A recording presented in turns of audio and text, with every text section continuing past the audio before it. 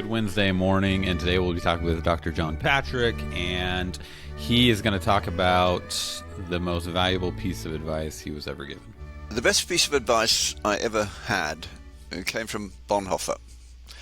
I thought I got it out of Life Together, but I read it quite often, and when I was looking for it, I couldn't find it. So it must be somewhere else, but nevertheless, he should receive the credit. He was thinking about what the German church was going to face under the Nazis, and he had a great deal of insight. And so this piece of advice just blew me away when I started thinking about it. He said, everybody who's a Christian goes through the ups and downs of life, just like everyone else. The difference is we're not alone. And therefore we do better. But your spiritual life also goes up and down. We go for periods when we get no subjective satisfaction out of the means of grace. You can pick up the Bible, it's dead. Say your prayers, they feel as though they're bouncing off the ceiling. You go to church, untouched. Even the Lord's Supper. So what's going on? Well, it's part of the training program. It's not for no reason, and it's a lesson that we're very, very slow to learn. Fundamentally, it's the lesson that Jesus says in John's Gospel. You've got to learn that you can do nothing without me of any significance. Now, that in the can-do Western society, particularly the American one, is really very upsetting because we like to do it all ourselves. But Jesus is telling us, no, you can't. That's a stunning thought. I think about that verse a lot, have been for several months now. Nothing without me. Obviously, it doesn't mean you can't work, you can't go around and do your life, you can't live, but nothing of any significance is what he's meaning. Because it comes from the parable of the vine. I am the vine, you are the branches, and my Father is the vine dresser. And you know, long, straggly bits of vine that get off on their own have to be cut back to be fruitful. They've got to stay a reasonable length. They mustn't be too far away from the stem if they're going to bear good fruit. Jesus is using that analogy to say, you must be attached to me, but you can't do that on your own. But I'm there. So how do we reattach, so to speak? When we get in this sad state of flatness in our faith, what do? Well, Bonhoeffer's advice is very simple. He says, ask the Lord to give you a passage of Scripture from him to you as a direct gift. And he says, just add it to your prayers. Just keep praying that prayer regularly. And in due course, he will answer it. Not in your time, but in his time. Sometimes it can be very quick. Sometimes it can take months. You're hungry for his presence. Once it's happened, you're hungry for it to happen again. In my case, it was as I came to the point where the Lord was weaning me off my academic life.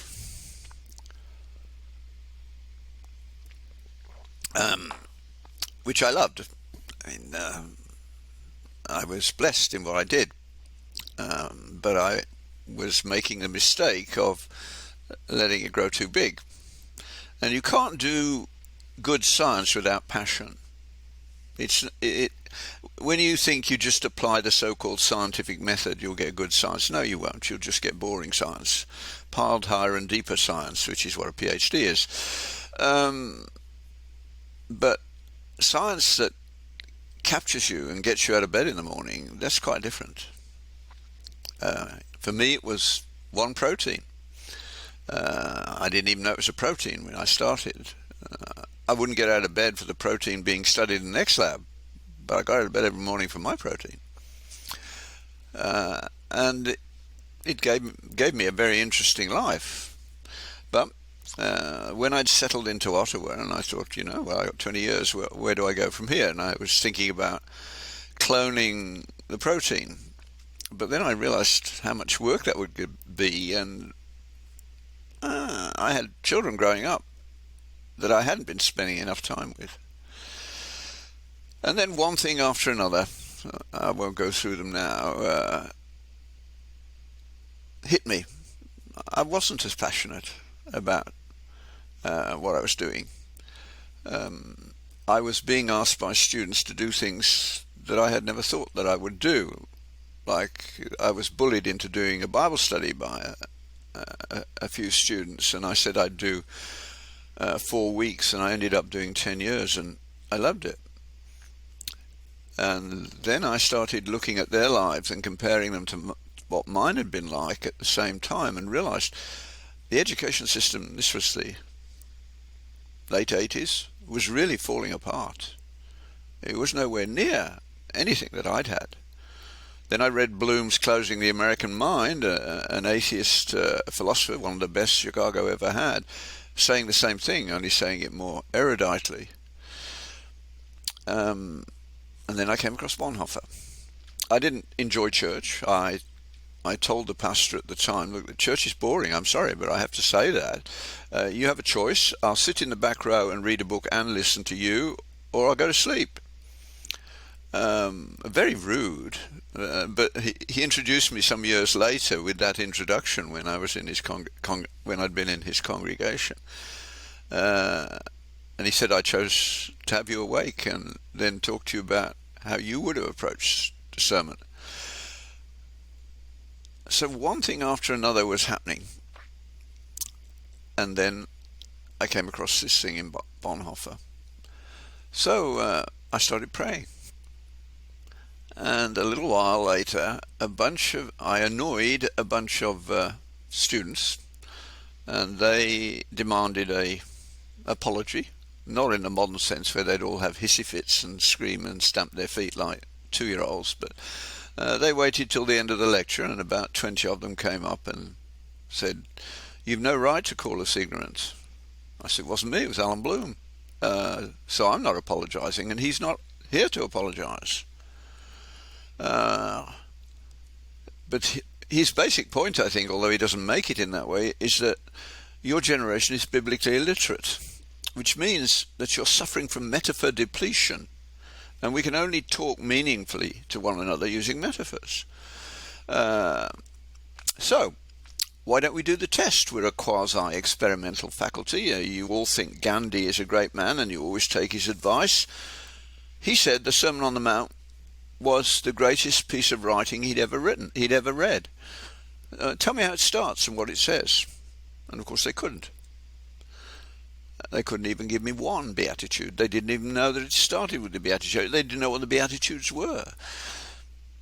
So I said, well, there you are, you're ignorant. So Bloom is right. Then they said, what are you going to do about it? And I said, well, frankly, nothing. I'm busy.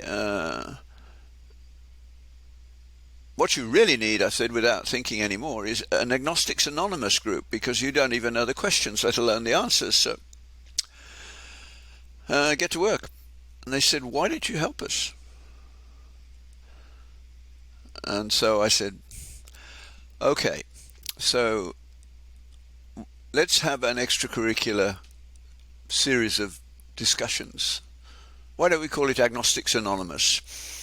So AA was born on the spot, and the only prerequisite for that course was that I said, we'll keep the Christians out. So Christians were not allowed to come. They did come, but they had to creep in late and sit at the back, and they weren't allowed to say anything. But it was astonishing. I set out to prove to them that objective moral truth must exist. They thought I hadn't a hope in hell of winning that argument, and of course every year I did. But I learnt a lot, and they learnt a lot. I only know of one who became a Christian because of that course, but all of them left the course with an entirely different view of what Christianity was, that it was not stupid, it was serious, and it was something you ought to know about. But as I walked away from that initial interview, I realized, although I had bits of the Sermon on the Mount drifting around in my head, I couldn't give a coherent account of it. Now, here's a side piece of information for any of you thinking about an academic career. God only makes a few because we don't do a lot of good. We have some uses, but not as many as we like to think we have. And the way it's being run by bureaucrats at the moment, it's getting less and less satisfying. So don't go that way unless you are made for it. And the way you know that is that when you've read something and you realize it's important, you can talk about it. And you don't need anything more than skeletal notes. And if you're really interested, you won't even need those. In other words, you give lectures at the drop of a hat without any problem, like a baseball player can hit a ball out of the park if they lob it up to him without any problem. You know, people have skills all over the place. They're not things, they work on them, but they're natural talents. That's one of the problems with the idea of equality of outcome. It is such nonsense. It's not possible. Are we all going to have a mind of Einstein? We'd never get the lunch prepared. No, we have to find what our talents are and develop them, and they are not equally distributed. They're distributed in a way that a society can work. This identity politics stuff has got to die because it will destroy us, because we can't do without inventiveness. And the people who are really inventive are not normal mortals. You wouldn't want to be married to most of them. But they have to find their way in life just as you do. I mean, my father never had any education. He was a working man, a blue-collar man, but he loved his God, he loved his family, and he worked 40-plus hours a week all his life till he retired at 65. In the same sort of job the whole way through. During the war, it was much more than 45 hours. I saw him only on Saturday during the war. At least he had the weekend off when the war was over. But he was a good man. He never complained. He knew where God had put him. He knew what he had to do, and he did it. But as I walked away and realized I could give multiple lectures without notes, but I couldn't talk about our Lord's longest sermon without notes. That's not defensible. I certainly had the abilities to do it. I just never applied my mind to that particular topic. So here was Bonhoeffer's answer. And he told you what you have to do. When you get the passage of Scripture that you know is directed at you, you read it every day until it comes to life.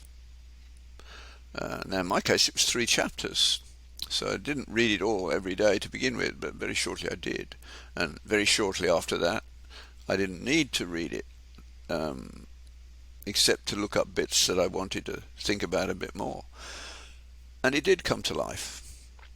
It was like water, rain falling in the desert, and suddenly it comes into bloom. If you've never gone on YouTube and looked at the YouTubes on Namaqualand, Namqualand, on the southern borders of Namibia. It's a desert, and it brings that metaphor to life because there are more bulbs in that desert per square meter of soil by an order of magnitude than anywhere else in the world.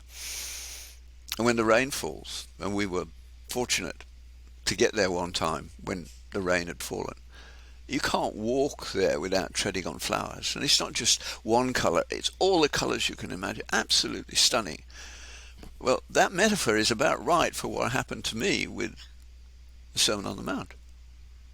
It totally transformed everything I did. Hardly a day goes, probably no day goes by without some bit of it popping into my head. I usually wake up in the middle of the night, I think it's the good Lord saying, "My son, I haven't heard from you today. What's the reason?" Because that's when I pray.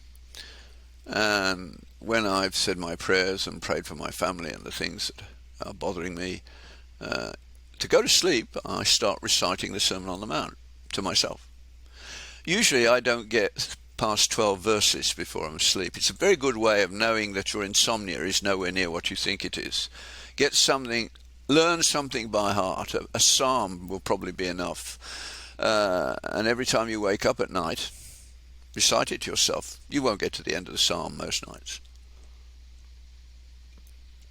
And of course, what better way is there to go to sleep? But this week I woke up and I got through the whole sermon before I went back to sleep.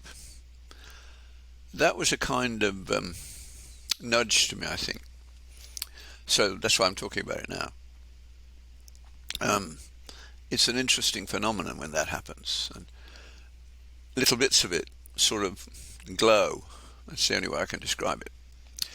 So what I'm going to do now is just give you the first bit, and depending on your response and Craig's response, we can do bits more over the next little while. If I do the whole sermon as I think it should be done now, it takes me 2 to 3 hours. And I think that's about what's right, because what we've got in the Bible is not the Sermon on the Mount as it was spoken. We've got a distilled version, a précis, if you like. And Matthew was a good guy at getting these things right. I think it was his conversion experience listening to the Sermon on the Mount. I like the depiction of Matthew that is given to us in The Chosen. I think they probably nailed it slightly on the spectrum, as we say, and a bit obsessive compulsive. Exactly what you need to get this sermon properly reported. And I'm sure Jesus went from village to village, and the content was the same. He came bringing the message of the kingdom, which is what this is. So what we have is a distillation, and it takes, 15 minutes to read at the most? But I don't think anybody allowed Jesus to stop talking for a couple of hours at least. So, and it is a complete sermon. It's the world's greatest sermon. So the job that you have is to bring it to life with the help of the Holy Spirit. It's going to take 2 to 3 hours to get it to blossom, as it will. Wonderful experience. Now, I've had it happen with other passages, because once I'd learned how you do this, that's the way I do it. So the first thing is to get that picture in your mind of the people sitting on that hillside. We went a couple of years ago to the place where it's supposed to happen. It's supposed to have happened, and it's a convincing location they've chosen. It would make sense. Little sort of amphitheatre, natural. Anyway, then you have to start thinking and praying. The first thing that I hadn't noticed was what precedes the first beatitude. The first beatitude is, "Blessed are the poor in spirit, for theirs is the kingdom of heaven." But Matthew gives us a little introduction. And at the end of chapter 4, which is Sabbath, after sunset happened, people turned out to get healed by Jesus in the village. And he healed a lot of people that night. The next morning when he woke up, of course, the clinic was full again. He looked out, and there were crowds of people come to see miracles and to be healed. And I presume he spoke to his father. He tells us he did nothing except what his father told him to do, and his father apparently said, "Don't heal today. Take your disciples and go outside the village and sit down and teach them. Teaching is more important than healing." Now, no doctor would agree to that, but it's right, isn't it? All the miracles that Jesus did, all the people that he healed, they all died and they're gone. But what he said that day on that hillside has echoed throughout the world ever since, and is fundamental to understanding Western culture, because we are the product of Judeo-Christian thought, primarily. And we should stop being pussyfooted about it and say it. And ask the people who don't like it, prove to me that that is not the truth. They can't, because it is the truth. Shakespeare is laced through with the King James Version. If you don't know the King James Version, you can't understand Shakespeare. They used to have a program in Britain where they asked famous people to talk to Roy Plumley about being cast away on a desert island, and he wanted to know what 8 discs they would take with them. And at the end he said, what books would you take? And they would routinely say, you'll give me the Bible and Shakespeare, won't you, as a starter? And he said, of course. These were atheists and people like that, but they wanted the Bible and Shakespeare if they were going to be on a desert island. They were all intelligent. They knew why they wanted those 2 books, because they wanted a book that they could read again and again and again. And those are the 2 best books for that purpose. So, what he says is very interesting. I say to physicians, you can't possibly go to the clinic and say, not today. But you do need to do that regularly. If you don't have that kind of Sabbath in your life, you will burn out, especially as the way the bureaucrats are pushing the system at the moment and taking away your control, making you do their version of healthcare. And you've seen what they did in COVID, and the reward and the reaping of those consequences have got a long way to go. Totally screwed the whole thing up. But you do need breaks that build your soul. And one of the things that came out of this over the years was, some years later, we started a summer program for physicians in Ottawa,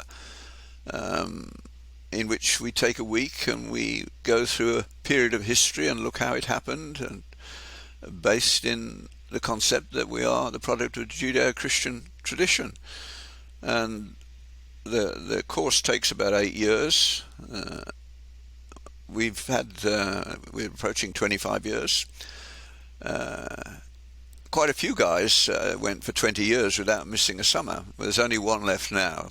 Age does those things. But they come back to do the course again. They say it gets better every time you do it.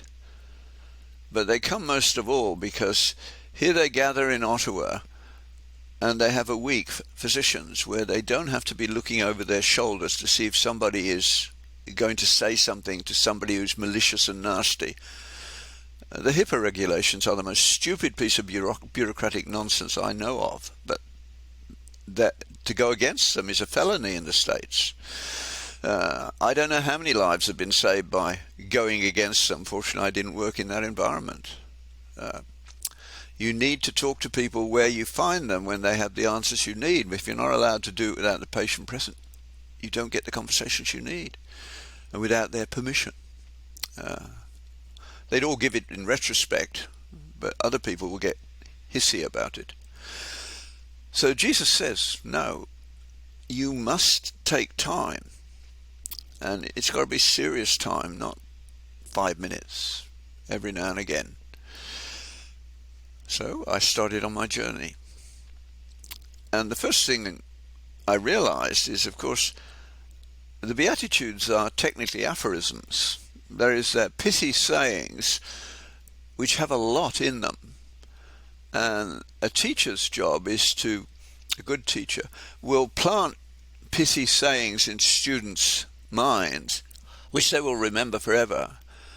But the best ones will also lead them on intellectually. And that's increasingly so. I mean, all the information in the world is freely available to you, but the ability to sort out the rubbish from the wheat is not even taught. How you do that. And I would imagine that most high school students couldn't define an aphorism, and certainly couldn't give me any that were intellectually important. Well, here we've got a set of them. 8 of them. And the first one is, blessed are the poor in spirit. Now, this had to be explained. It's not self-explanatory. For theirs is the kingdom of heaven. What on earth does he mean? And yet, these are the first words of our Lord's teaching ministry that we have. They're not going to be unimportant, are they? By definition. And what does it mean to be poor in spirit? Now, the way you do this, of course, is you go through the scriptures first of all and trace those phrases through and find out what goes on. And of course, he's quoted from the Old Testament. The Lord knew the Old Testament, and there it is, the poor in spirit. They will be blessed. What does it mean? What's our spirit about? That part of us that motivates us, that makes us alive. He says it's got to be poor. What on earth does that mean? And then I realized, of course, that the entry into the kingdom, which is what he says comes, requires repentance, requires recognition of sin. We're all fallen sinners. If I could now put a bubble over your head and everybody watching this video would see that bubble, and it stays there for a week and all your thoughts are on display, where are you going to hide? What chance is it that your marriage will survive the week if some of the things you think were immediately on display? What are your children going to think? What are your work people going to think? No, we couldn't handle that. But of course it's all visible to God. And he says you've got to face what's there. The starting point of wisdom is recognizing what a problem it is and what a mess we are. Chesterton said, surely the one Christian doctrine that needs no proof is the fall. And of course it is. We're all fallen creatures. I love his phrase at the end of, what is it, the 3rd chapter of Orthodoxy, Flag of the World. He says, we all know that we are the survivors of a colossal wreck. And of course the wreck is the fall. And we have echoes of it in our mind, because we're made in the image of God. We come into this world not as blank slates, but as knowing good and evil. It has to be developed, of course, but children know it. They're born with insights into the nature of good and evil. Lewis even uses this as the start of Mere Christianity, where he has 2 kids talking to one another, and one says, I gave you some of my chocolate, you should give me some of your orange. The other one never, you know the other one would never say, that's not fair. They know it's fair. They start rationalizing to keep it all for themselves. But they know the truth. We all do. Children know it from the start. I think, as Chesterton said, children are mystified by what they meet when they come out of the womb, because they're prepared for one thing and they get us. And we are fallen creatures, and they see it and it mystifies them. They speak the truth to us quite often, don't they, when they're small? We've got to come to terms with that. And it doesn't go away when you become a Christian, does it? What happens when you become a Christian is you become more aware of it. And you work on it with the help of the Holy Spirit by developing a Christian mind. There's nothing in the New Testament that is about how you feel as being your responsibility. Feelings are God's province. He can give them you when you need them. But your mind is your responsibility. And Romans 12:2 does not say you must renew your mind in order to feel better. No. Renewing your mind is the activity. Feeling better is something you can't do much about in any real sense. Feelings come, they go. We know not whence they come nor whither they go. but what you think can change the way you live. It does. It was essential to the Judeo-Christian impact on the world, on culture, that God first of all spent several millennia teaching the Jews the commandments so that when he arrived they wouldn't accept him. He could have gone to any other culture, particularly Hinduism, and they would have just made him another saint and put him on the wall, so to speak. But Jesus, in the Sermon on the Mount, is totally reframing the Ten Commandments, the Torah as a whole. So he came to the people who wouldn't accept him because they had made their own model of what the Torah was supposed to do, make them good so that Messiah would come. It's not going to happen that way. And Jesus is explaining this here. So the most fundamental truth about everybody you meet, and if they're intimidating you, you can think about this. They are a fallen creature, just as I am. And nowadays, most of them, unfortunately, do not have a saviour, do not have the experiences I'm talking about, because that's what he brings. But this is where he starts making a disciple.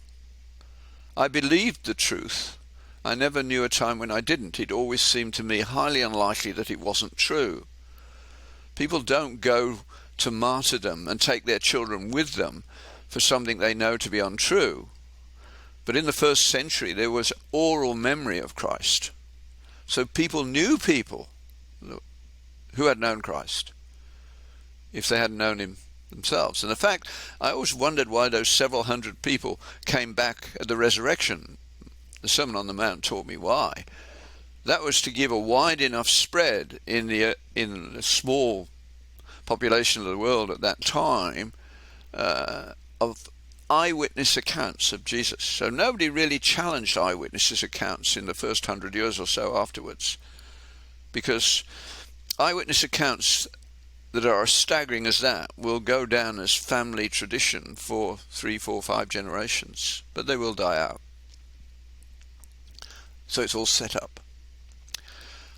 And the first step in discipleship is day by day to realize you're going to need salvation in an ongoing way. To make this point, I usually quote Paul, where he says in one of his epistles, and I'm going to misquote. You'll have to play the Christian for this purpose, Craig. Paul says, the preaching of the cross is foolishness to those who are perishing, but to those who have been saved it is the power of God. Now, I made one error in that, purposeful error, but it's very important. Did you pick it up?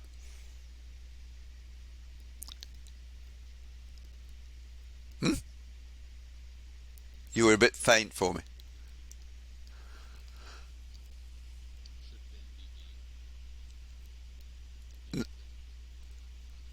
Being saved, yes. It's very rare to find that. What Christ wants is somebody who he could come back now and say, how are you saved today? It's ongoing. Church on Sunday, before you get to requests, if I was the pastor, I would be asking people, I want us to start a Sabbath with recount how Christ came into your life as a saving force this week. How he stopped you saying something that you were about to say but you didn't, or made you do something that you were about to neglect.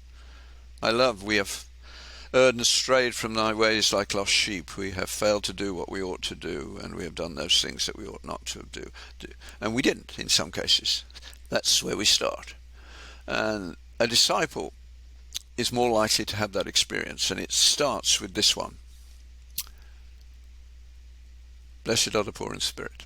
Blessed are those who have faced the truth as far as they can stand it of themselves. Fortunately, he doesn't overwhelm us with what he sees. He does it bit by bit. He's always working on us. We all have to deal with the pride in one way or another, and in the end, it's not going to matter. I love the fact that Thomas Aquinas, having done the greatest intellectual feat in 500 years, had a meeting with Jesus a few weeks before he died. And Jesus said to him, "Thomas, it is well done. What do you wish?" And Thomas said, "Only you, O Lord." And he never wrote another word. He never finished the Summa. And when asked why he'd stopped, he said, "Oh, it's all straw." Can you imagine that? It's like having 5 Nobel Prizes and, they're nothing. That's what Thomas Aquinas said when he actually, in a state of grace, met Christ and looked back and realized, it's been wonderful. I've enjoyed it. Other people are going to enjoy it too, and that's wonderful, but it's nothing. There will be equity in heaven, because compared to what's there, everything we've done is nothing except get to know the Lord. And that is what the kingdom is. And he says, the moment you are intellectually honest about the truth that you find in your own soul, you're in the kingdom. You don't know it yet, because it's got to go through the next process. But truth always leads you to Christ. That's why atheists are much closer to Christ than nothings. People who have no known religion. Atheists have a religion, it's just that it's one that doesn't answer any questions. If there is no God, nothing has meaning.